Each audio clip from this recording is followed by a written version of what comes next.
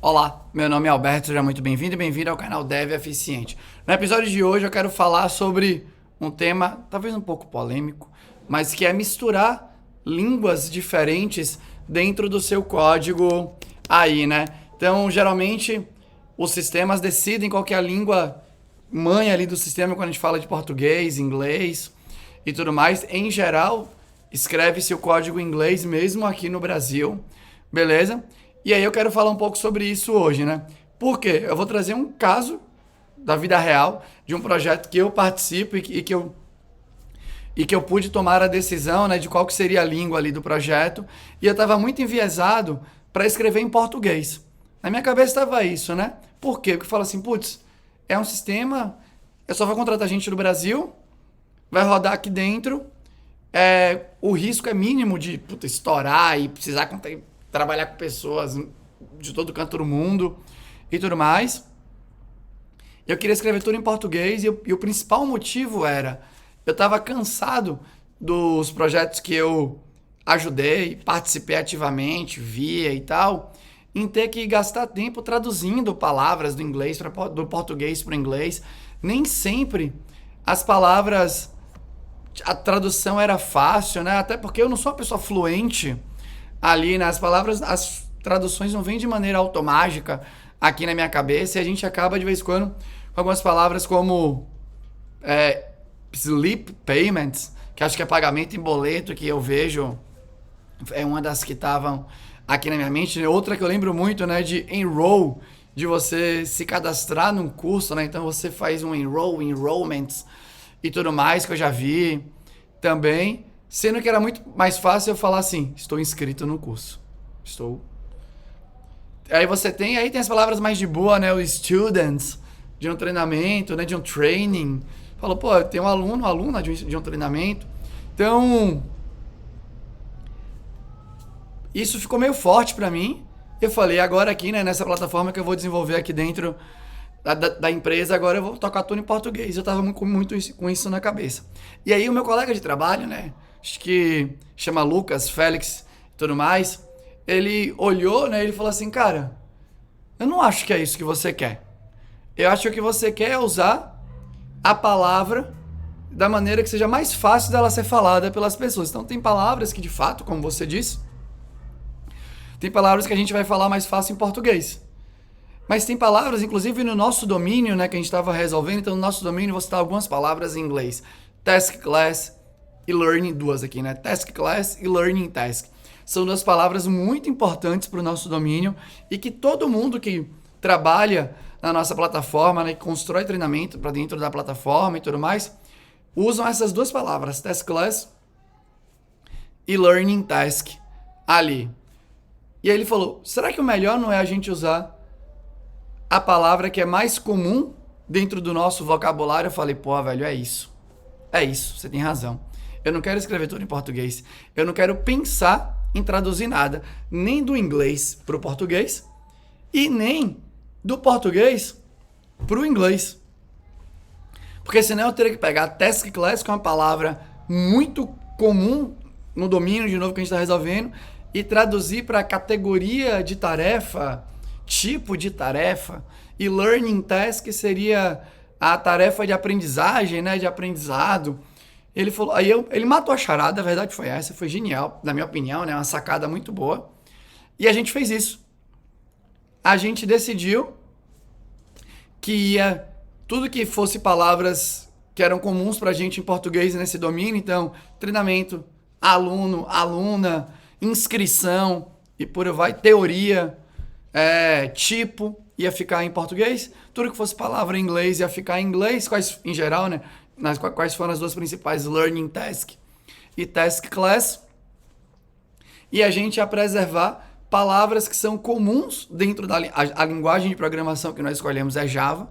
Então, palavras que são do vocabulário comum de quem programa em Java, como get, set, is e por aí vai, nós íamos manter esse padrão que era essa convenção aí na linguagem. E o resultado é esse daqui. Deixa eu mostrar para você rapidex. Então aqui a gente tem um método, né, que retorna uma optional de learning task, O nome do método é busca próxima learning task que precisa ser feita e ela recebe um parâmetro do tipo aluno, tudo mais. Então percebe que aqui tem já essa mistura, ó. Tem learning task respondida. Vamos ver aqui, ó, na learning task. O que é que tem aqui, ó? Então você tem aqui a task class na learning task. Vamos descer aqui um pouco para a gente ver se tem outras misturas. Ó, tem o is conventional, né? E aí teve isso, né? Aqui tem um outro tipo aqui, ó. Aqui a gente também manteve em inglês, ó. Tipos de tipo learning task, né? E aqui, ó. Reverse, imitation, conventional, completion. Complete, não sei se pronuncia. Worked out, non-specific goal. E aí nessa mesma menu tem um atributo que é obrigatório. Então, rolou essa mistura, né? Ó, aqui, ó, is preparatória. Putz, aí tem vários, né? Tô aqui dando vários exemplos. Esse código tá em produção, tá sendo utilizado e tudo mais, beleza? Learning task depois dessa pertence à task class, posição na task class. Então teve essa mistura. E aí, vamos para minha análise aqui, né? Eu quero deixar bem claro que essa é uma opinião, acho que muito pessoal. Eu não tenho uma sustentação teórica forte aqui, né? Eu não consigo dizer assim, olha, eu achava isso e eu fui pesquisar nesse caso aqui, nesses experimentos que a galera misturou as línguas e como é que foi a percepção das pessoas. Será que dificultou o entendimento? Será que facilitou? Será que a galera ficou emburrada, né? E reclamando, não, assim não pode ser e tudo mais. Então aqui é a opinião unicamente baseado no que eu achava antes e nas percepções que eu colhi dentro aí do projeto. Beleza? Então eu vou tirar ali, né, para falar um pouco com você aqui agora. Então, quando você olha, né, na bolha da internet, o que acontece? Não, tem que ser uma língua ou outra, né? Tem essa... a palavra não é dualidade, né? Mas tem essa divisão. Aí, né, tem esse extremismo. Você ou faça tudo em português ou faça tudo em inglês. Só que, quando eu olho para fatores que me guiam quando eu estou programando, né, e que eu queria que guiassem também a equipe, tudo mais, a carga cognitiva é essa teoria que é muito forte para mim. E quando a gente pensa em carga cognitiva, basicamente se você acredita na teoria, né, e nos experimentos e tudo mais, a crença é que quanto menos coisas você precisar processar na sua cabeça em determinado momento, melhor vai ser para você. Porque esse poder de processamento em determinado momento é muito limitado. Então, será que eu queria perder tempo fazendo traduções aqui, né, de nomes de método? Pensa, vamos voltar aqui, né? Eu tenho aqui um método que foi simplesmente posição na task class. E se fosse em inglês, qual que seria esse nome? Position at task... Eu nem sei, né? Eu teria que pensar nessas palavras, se é preposição, não sei o que e tal, né? Aqui seria learning task after that belongs to task class. Pode ser acessada pelo aluno, né? Então, can be accessed. Eu nem sei como é que pronuncia direito. Eu teria que ver como é que escrevia a palavra accessed para saber ali, né? E aí eu teria aqui, né, o students, sei lá, algo assim, tudo mais, né? Answer of some students seria o nome da classe aqui. Então, assim, seria completamente antinatural. A gente, pra mim, né?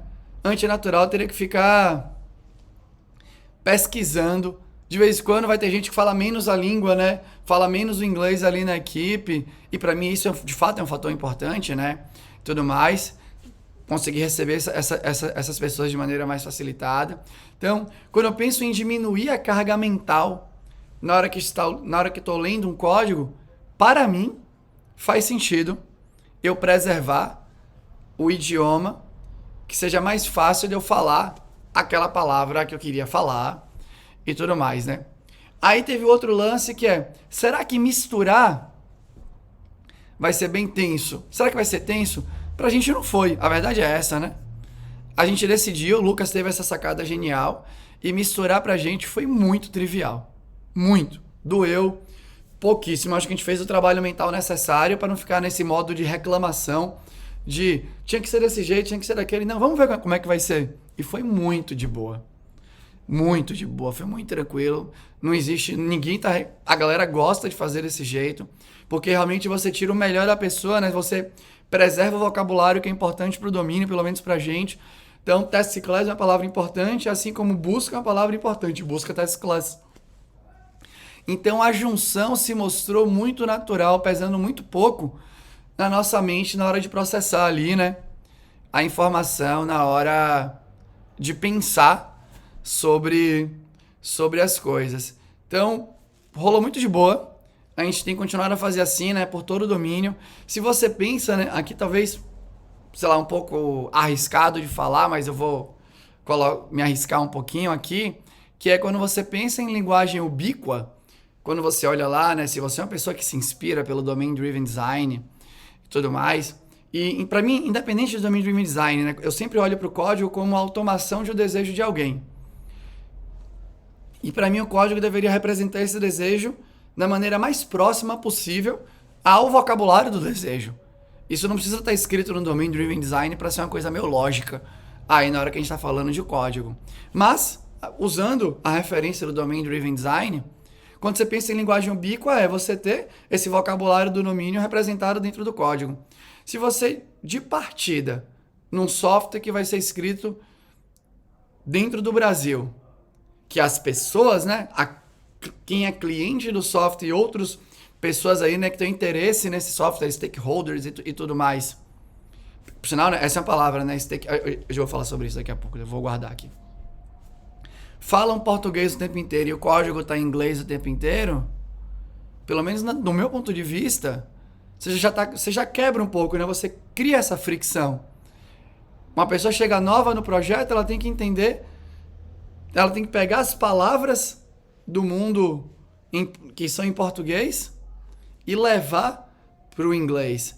E para não dizer que não existe um caso parecido com esse, né? Talvez aqui no Brasil, eu lembro muito que a Kaelon, a empresa que eu trabalhava antes da Zup, a Lura hoje, né? Fez um projeto open source que chamava Stella. E o Stella, né, teve a sua relevância no cenário nacional e tudo mais.